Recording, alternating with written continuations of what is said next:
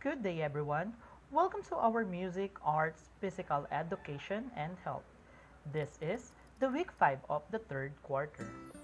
Before we start with our lesson discussion for this week, here are some of the important reminders.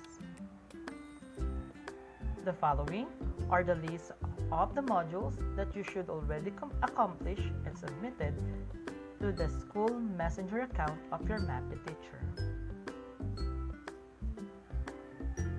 Now, let's start our lesson discussion in music education, which is the Indian music. India's classical music tradition includes Carnatic and Hindustani music, which have developed over many centuries. Music of India also includes several types of folk and popular music. One aspect of vocal music uses melismatic singing with nasal vocal quality. When compared with the Philippine music, which uses melismatic singing, is only used in chanting epics and the Passion. Singing based on a set of pitches was popular even during the Vedic times. The Samagana style The Samagana style of singing developed into a strong and diverse tradition over several centuries, becoming an established part of contemporary tradition in India. The hymns in Samaveda, a sacred text, were sung as Samagana and not chanted. Samaveda is the third of the four Vedas of Hinduism, but ranks next to Rig Veda in terms of its sanctity and liturgical importance. Rig Veda is also sung in the Samagana traditional singing style because of its liturgical importance. Rig Veda is counted as first among the four canonical sacred texts of Hinduism known as Vedas. Rig Veda is an ancient Indian sacred collection of Vedic Sanskrit hymns. Some of its verses are still recited as Hindu prayers and religious functions and other occasions. Here are the characteristics of traditional music from India. First, the Carnatic music. Carnatic music refers to music from South India. It is directed to a Hindu god, which is why it is called temple music. Unlike Hindustani music, Carnatic music is unified where schools are based on the same ragas, the same solo instruments like veena, flute, and violin, and the same rhythm instrument. Compositions called kriti are devotional songs. Another characteristic of traditional music from India is the Hindustani music. Hindustani music goes back to Vedic period times around 1000 BC. Further developed in the 30th and 14th centuries AD with Persian influences and from existing religious and folk music, predominantly found in the northern and central regions. It is influenced by ancient Hindu musical traditions, historical Vedic religions or Vedic philosophy, native Indian sounds, and enriched by the Persian performance practices of the Mughal era. Nasal singing is observed in this vocal music. Now let's talk about the music activity for this week, which is the tabla accompaniment. Your objective is to perform music from Southeast Asia with own accompaniment. So what you have to do is, the students will be asked to make a simple drum out of household materials like water containers, plastics, rubbers, milk cans, scotch tape, and it depends on the availability of the materials. What you have to do is to sing their favorite song while playing their homemade drum as their accompaniment using their hand and or with drumsticks or beaters. So in short class, kinakailangan yung gumawa ng improvised drums. Depende kung ano ang available na resources or materials na maaari nyo magamit sa inyong mga tahanan. And after doing a drum or making a drum, you have to record yourself while playing the drums and singing your favorite song. Take a video of yourself while playing the instrument and then send it to your MAPE teacher. Now, let's proceed in our lesson discussion in arts education, which is the arts of Central, Southern, and Eastern Asia. But for this week, we will focus in Pakistan art. I know that you are familiar with the truck art. Across Pakistan, brightly colored flamboyant trucks painted with images of idolized landscapes, famous personalities, flowers, and trees turn village lanes, city streets, and long-distance highways into a gallery without walls, a pre-formed kaleidoscopic exhibition in motion. So that is the truck art. For this week, our art activity will be you have to create an artwork showing the characteristics, elements of the arts in the Pakistan. So you have to create a design in a box that will show the culture and tradition of Pakistan. Apply your learnings about the principles and elements of arts. Draw your design or artwork in the box template and then cut it and fold it into form a box. Or maybe you can just look for a box that is available in your home, kahit anong box, maaaring karton ng gatas or sapatos, mga ganong karton. Tapos lalagyan nyo lang siya ng design na naayon sa design na meron ang Pakistan arts or truck art na meron sa Pakistan. Okay? Then take a picture of that box and then send it to the school messenger account of your MAPI teacher. In physical education, our topic is all about softball. Softball is a game where players utilize a bat to hit pitch balls onto a field of play. At the point when a player gets a hit, he or she will attempt to run around the diamond-shaped field, contacting every 4 bases without being tagged out. After contacting the home base, the player scores a run, and the team with the most run towards the end is the winner of the game. You will need the following in playing the games. So these are the different materials that you will be needing in playing softball. First is the softball bat and gloves, catcher's mitt, spike shoes, and the batting helmet. In your screen right now, it shows the proper stance and grip in playing or in hitting a ball in softball game. Because a good grip and stance are important to produce a good swing that will lead to a better batting speed. For this week class, your physical education activity will be you have to demonstrate the stance of a batter in a softball game. You have to take a picture of yourself doing the stance.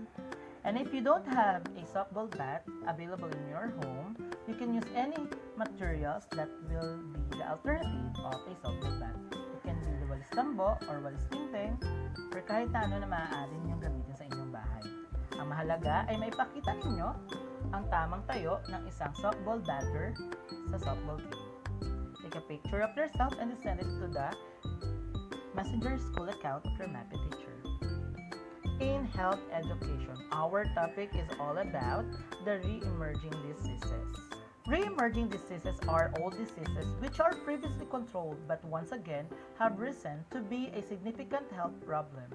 These are diseases that were once major health problems globally or in a particular country and then declined dramatically, but are again becoming health problems for a significant proportion of the population. This term also refers to that diseases which was formerly confined to one geographic area and has now spread to other areas. Number 1 example is the foot and mouth disease. It is highly contagious viral disease which affects all cloven-footed animals. Symptoms are the disease of this disease is characterized by development of vesicle or blisters-like lesions in the mouth and in the feet, excessively salivation and lameness. The mode of transmission is direct from the animal to animal contact through aerosols under suitable conditions of temperature and humidity. The virus can spread to other areas at more than 70 kilometers distance with blowing wind. Contaminated farm equipment, tools, utensils, vehicles, clothing, shoes, through contaminated feed and water, through people, and contaminated uncooked food or animal origin containing infected animals, also through semen from infected animals. So the prevention will be vaccination of FMD vaccine or the foot and mouth disease vaccine, that is serotype, or what do they call it, serotype and subtype specific, which provides temporary immunity. So the susceptible animals should be vaccinated frequently, and all new animals should be quarantined and vaccinated against FMD before introducing them to the livestock farm. Next is the avian influenza or H5N1. Avian influenza refers to the disease caused by the infection with avian or bird influenza or flu type A viruses. These viruses occurs naturally among wild aquatic birds worldwide and can infect domestic poultry and other birds and animal species. Infected birds should or shed avian influenza virus in their saliva, mucus, and feces. Avian flu viruses do not normally infect humans. However, sporadic human infection with avian flu viruses have occurred. Symptoms will be persistent fever, lymphopenia, severe pneumonia or ARDS, exposure to sick poultry, exposure to affected areas or persons.